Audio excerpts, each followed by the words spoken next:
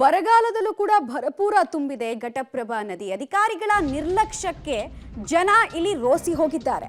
Bridge come barrage gate ತೆರೆಯದೆ ಅಧಿಕಾರಿಗಳು ದಿವ್ಯ ನಿರ್ಲಕ್ಷ್ಯವನ್ನ ಇಂಥ ಸಂದರ್ಭದಲ್ಲಿ ತೋರಿಸಿರೋದು ಜನರ ಕೆಂಗಣ್ಣಿಗೆ ಕಾರಣ ಆಗಿದೆ. ಗೇಟ್ ತೆರೆಯದೆ ಇದ್ದಿದ್ದಕ್ಕೆ ಬ್ಯಾರೇಜ್ ಜಲಾವೃತಗೊಂಡು ಅಧ್ವಾನಕ್ಕೆ ಕಾರಣ ಆಗಿದೆ. ನೀರು ಹರಿತಾ ಇರುವ ಸೇತುವೆಯನ್ನ ದಾಟೋದಕ್ಕೆ ಜನ ಇಲ್ಲಿ ಹರಸಾಹಸ ಪಟ್ಟಿದ್ದಾರೆ.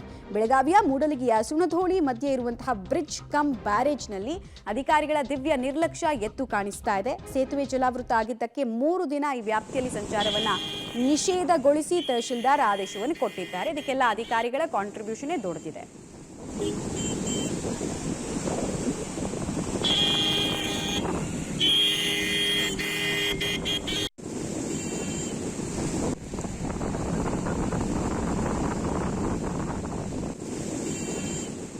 ದೃಶ್ಯಾವಳಿಗಳನ್ನು ನೋಡ್ತಾ ಇದ್ದೀರಾ.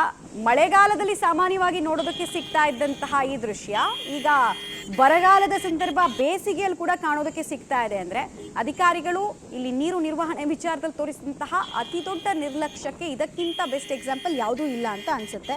ಸೊ ಈ ಭಾಗದಲ್ಲಿ ಈಗ 3 ದಿನ ಸಂಚಾರವನ್ನು ನಿಷೇಧಿಸಿ ತಹಶೀಲ್ದಾರ್ ಆದೇಶವನ್ನ ಹೊರಡಿಸಿದ್ದಾರೆ. ಗೇಟ್ ತೆರೆಯದೆ ಇದ್ದಿದ್ದೇ ಬ್ಯಾರೇಜ್ ಜಲಾವೃತಗೊಂಡು ಅಧ್ವಾನಕ್ಕೆ ಕಾರಣ ಆಗಿದೆ.